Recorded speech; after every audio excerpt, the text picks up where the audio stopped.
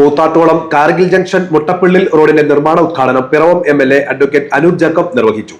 MLAയുടെ ആസ്തി വികസന ഫണ്ടിൽ നിന്നും 15 ലക്ഷം രൂപ കാർഗിൽ ജംഗ്ഷൻ മുട്ടപ്പള്ളിൽ റോഡിന്റെ നിർമ്മാണത്തിനായി അനുവദിച്ചു. നേരെ തിരക്കുള്ളൊരു ദിവസമായിരുന്നു. ഒട്ടനവധി പരിപാടികൾ ഉണ്ടായിരുന്നു. അതാണ് സമയം പാലിക്കാൻ കഴിയാതെ പോയത്. ഇതിനു മുമ്പ് എനിക്ക് പിറവത്തായിരുന്നു പ്രോഗ്രാം. അവിടെ നിന്ന് കഴിഞ്ഞ് എത്തുന്ന സന്ദർഭം പിന്നെ ഇവിടെ റോഡ് ബ്ലോക്ക് ആയതുകൊണ്ട് അതും ഏതാണ്ടൊരു 6-7 മിനിറ്റ് അങ്ങനെ കറങ്ങേണ്ടി വന്നു.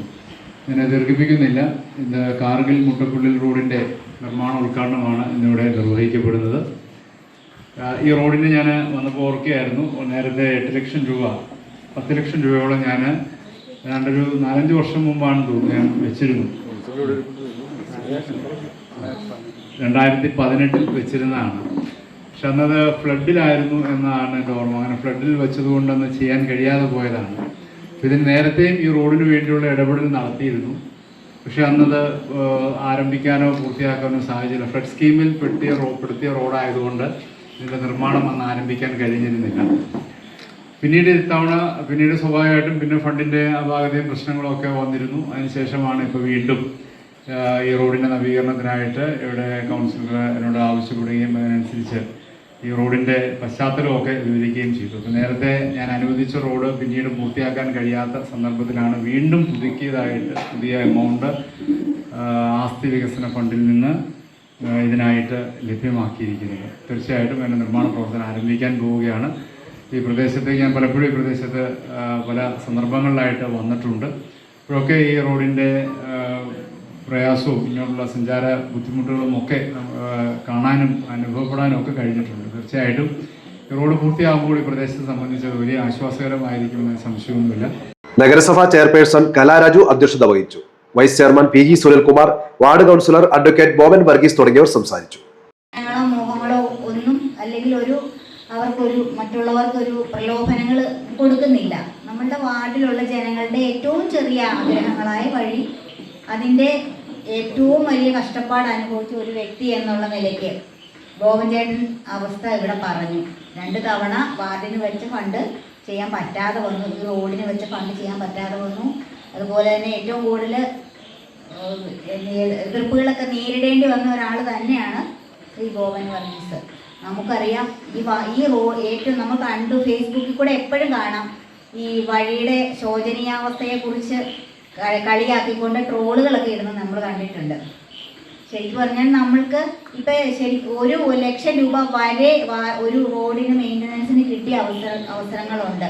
സർക്കാരിൻ്റെ കയ്യിൽ ഫണ്ടില്ല എന്ന കാരണത്താൽ നമുക്ക് ഒരു വാർഡിലേക്ക് ഫണ്ട് തരാത്ത അവസ്ഥ ഉണ്ടായിട്ടുണ്ട്.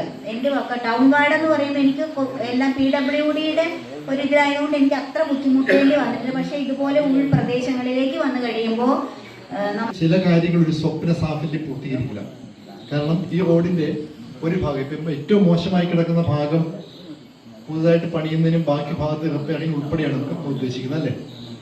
ഞാനൊക്കെ എത്രയോ വർഷം മുമ്പ് വരുമ്പോൾ ഇതിങ്ങനെ മോശമായി കിടക്കുന്ന സാഹചര്യമില്ല. ഇപ്പോൾ വാസ്തവത്തിൽ ഒരു ഏതാനും മാസങ്ങൾ കഴിഞ്ഞ് പണി പൂർത്തിയാകുമ്പോൾ ഈ റോഡിന്റെ മുഖച്ഛായ മാറുക എന്ന് പറയുമ്പോൾ ഈ കുഞ്ഞു പ്രദേശത്തിന്റെ ആകെ ഒരു വികസനമാണ്. തീർച്ചയായിട്ടും അത് സാധ്യമാക്കാൻ വേണ്ടി മുൻകൈയെടുത്ത കൗൺസിലർക്ക് ആദ്യമായി അഭിനന്ദനങ്ങൾ രേഖപ്പെടുത്തുന്നു. രണ്ടാമതൊരു അഭിനന്ദനം രേഖപ്പെടുത്താനുള്ളത്, ഈ കാര്യത്തിൽ നിർബന്ധമായി പിടിച്ച് ഞങ്ങൾക്ക് ഈ റോഡ് വേണമെന്ന് വാശിയോടുകൂടി അതിനുവേണ്ടി പ്രവർത്തിച്ച ഈ പ്രദേശ ജനങ്ങളാണ്. നിങ്ങളും തീർച്ചയായും വലിയ ഒരു അഭിനന്ദനം അർഹിക്കുന്നുണ്ട്. പ്രിയപ്പെട്ടവരെ, നമ്മൾ ഈ ഭരണസമിതി അധികാരത്തിലേറെ ഇപ്പോൾ കഴിഞ്ഞ 5 വർഷങ്ങൾക്ക് മുമ്പ് ഏകദേശം 5 വർഷം പൂർത്തീകരിക്കാറായി. ഈ ഭരണസമിതി ഇവിടെ അധികാരത്തിലേറുമ്പോൾ കോവിഡ് മൂലമൊക്കെ ഒരു പ്രാവശ്യം MLA-മാർക്കുള്ള ഫണ്ട് പോലും കട്ട് ചെയ്യേണ്ടായി. നമുക്ക് കിട്ടിയ ഫണ്ടുകൾ തന്നെ നമുക്ക് ഒരു പ്രാവശ്യം തന്നിരിക്കുന്ന, ഇപ്പോൾ എനിക്ക് തന്ന 8 ലക്ഷം രൂപ ഒരു വർഷം തന്നു. ഞാനത് 2 റോഡുകൾക്കായിട്ട് വെച്ചു. പക്ഷെ അതിൻ്റെ എസ്റ്റിമേറ്റും കാര്യങ്ങളും AS TS എല്ലാം വാങ്ങിച്ചു കഴിഞ്ഞപ്പോൾ സർക്കാർ പൈസയില്ല എന്ന് പറഞ്ഞ് ആ തുക തിരിച്ചെടുക്കുകയുണ്ടായി. അപ്പോൾ പിന്നെ തരുന്നത് വേറൊരു ചെറിയ എമൗണ്ട് ആകുമ്പോൾ ഈ 2 എസ്റ്റിമേറ്റിലും പറ്റാത്തതുകൊണ്ട് വീണ്ടും നമ്മൾ ഒന്നൊന്ന് ഈ കാര്യങ്ങളെല്ലാം ചെയ്യേണ്ട ഒരു അവസ്ഥയിലേക്ക് എത്തി. ഞാൻ പറഞ്ഞു വന്നത്, ഏറ്റവും ദുർഘടമായ ഒരു അവസ്ഥയിലൂടെയാണ്, സാമ്പത്തിക പ്രതിസന്ധിയിലൂടെയാണ് നമ്മൾ ഈ കഴിഞ്ഞ 4.5 വർഷക്കാലമായിട്ട് കടന്നു പോകുന്നു. എങ്കിൽ കൂടിയും നിരവധിയായ കാര്യങ്ങൾ നമുക്കിവിടെ ചെയ്തു തീർക്കാൻ പറ്റി. പിന്നെ ചില രാഷ്ട്രീയ താല്പര്യങ്ങൾക്ക് അനുസരിച്ച് ഇപ്പോൾ ശ്രീമതി കലാരാജു CPM-ന്റെ പാർട്ടി മെമ്പറായിട്ട് അരുവാൾ ചിറ്റി നക്ഷത്രത്തിൽ വോട്ട് ചോദിച്ച് ജയിച്ച് വന്ന ശ്രീമതി കലാരാജു ഇന്നിപ്പോൾ നമ്മോടൊപ്പമാണ്. അതിനൊക്കെ ഉണ്ടായ കൗൺസിലർമാരായ Lissy Jose, Sara TS, Koothattukulam press club president NC Vijayakumar, TK Vimalakshan, Rajan Pathirickal, Babu PS, Usha Vimalakshan, Suresh Pathirickal തുടങ്ങിയവർ ചടങ്ങിൽ പങ്കെടുത്തു.